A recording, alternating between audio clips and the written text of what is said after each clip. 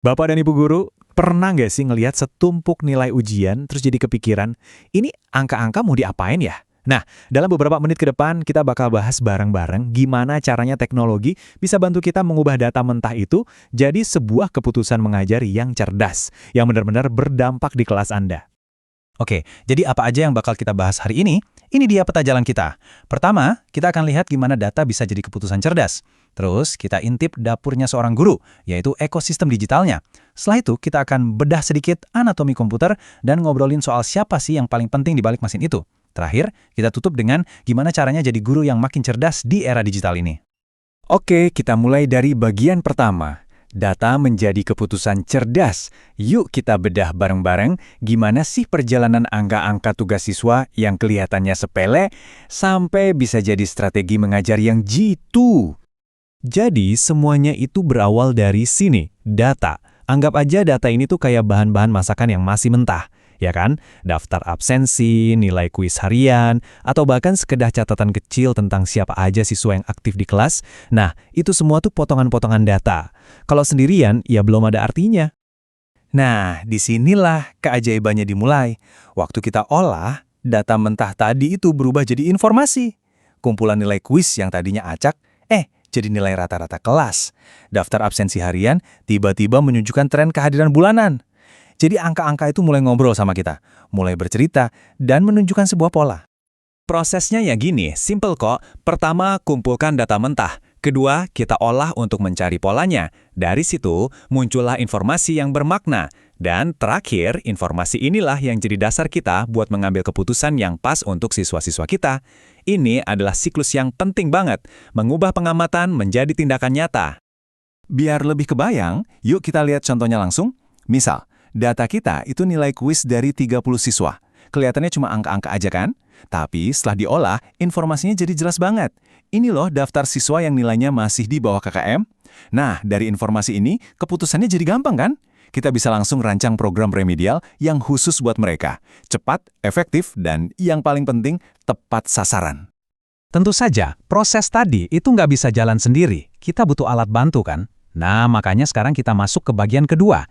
Yuk kita jelajahi ekosistem digital seorang guru. Semua perkakas yang Bapak dan Ibu pakai sehari-hari.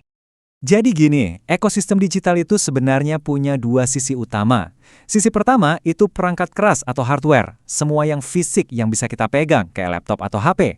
Sisi kedua itu perangkat lunak atau software, program dan aplikasi yang nggak kelihatan, yang jalan di dalamnya. Dua-duanya ini harus akur, harus kerja bareng biar semuanya lancar. Kita mulai dari yang kelihatan dulu ya, perangkat keras. Ini ya, semua alat fisik yang kita pakai. Laptop buat bikin materi, proyektor buat menampilkan materi itu di kelas, printer buat cetak tugas, sampai kamera dan speaker, pokoknya semua yang bisa disentuh. Nah, di atas perangkat keras tadi ada yang namanya perangkat lunak, atau gampangnya kita sebut aplikasi. Inilah yang membuat alat-alat tadi jadi pinter dan berguna. Contohnya apa? Ya kayak Learning Management System, Google Classroom misalnya, terus ada email dan cloud storage buat menyimpan file sampai aplikasi-aplikasi untuk mengisi rapor. Ini otaknya.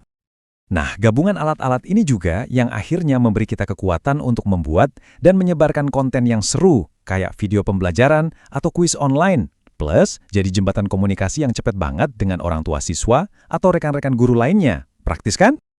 Oke, jadi kita sudah ngomongin soal perangkat keras dan perangkat lunak. Sekarang, di bagian ketiga ini, ayo kita coba ngintip sedikit ke dalam mesin. Biar kita paham gimana sih sebenarnya komponen-komponen inti ini bekerja sama sebagai sebuah sistem komputer. Gampangnya bayangkan saja seperti pertunjukan teater. Perangkat keras atau hardware itu panggungnya, gedungnya, lampunya. Terus perangkat lunak atau software itu naskahnya, sutradaranya yang mengatur semua cerita. Nah, data itu adalah aktor-aktornya yang tampil di atas panggung. Tanpa salah satu dari tiga ini, pertunjukannya nggak akan jalan. Eits, tapi tunggu dulu. Ternyata ada dua bagian lagi loh dalam sistem ini. Dan salah satunya ini adalah elemen yang paling krusial dari semuanya. Dan komponen paling penting itu, ya, Bapak dan Ibu sendiri, Anda, sang pengguna. Atau kalau istilah kerennya itu brainware. Serius deh, tanpa kreativitas, tanpa pemikiran, tanpa niat baik dari Anda sebagai seorang guru, komputer secanggih apapun, aplikasi sehebat apapun, ya cuma jadi tumpukan besi dan program yang diam saja, nggak ada gunanya. Nah, komponen terakhir adalah prosedur. Anggap saja ini seperti tata tertib atau kebiasaan baik.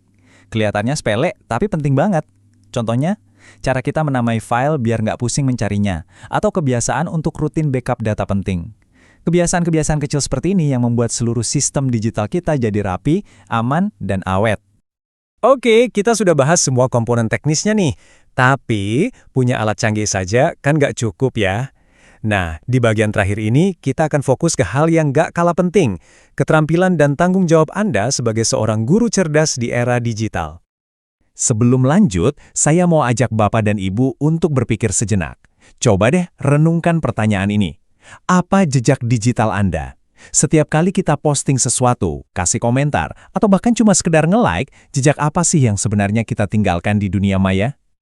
Ada dua keterampilan yang wajib banget kita punya sekarang. Yang pertama, kemampuan untuk kritis terhadap informasi. Mana berita benar, mana hoax, kita harus bisa membedakan. Yang kedua, sadar betul dengan etika dan jejak digital. Ingat, apapun yang kita lakukan online, itu ikut membangun citra dan reputasi profesional kita sebagai seorang pendidik. Selain itu, ini juga menyangkut praktik profesional sehari-hari. Misalnya, menjaga keamanan data dan privasi siswa. Itu nomor 1. Terus, soal produktivitas, gimana cara kita mengelola dokumen biar efisien. Dan tentunya, soal komunikasi. Selalu gunakan bahasa yang jelas, sopan, dan profesional. Apalagi saat kita berinteraksi dengan orang tua murid lewat platform digital. Jadi, kalau kita tarik benang merahnya, ini semua tuh bukan cuma soal jago teknologi. Sama sekali bukan. Intinya adalah bagaimana kita menggunakan teknologi ini sebagai alat, sebagai partner untuk menciptakan lingkungan belajar yang inovatif, yang aman, dan yang bisa menginspirasi anak didik kita. Karena pada akhirnya, guru yang hebat, yang didukung oleh teknologi yang hebat, akan melahirkan generasi penerus bangsa yang juga hebat.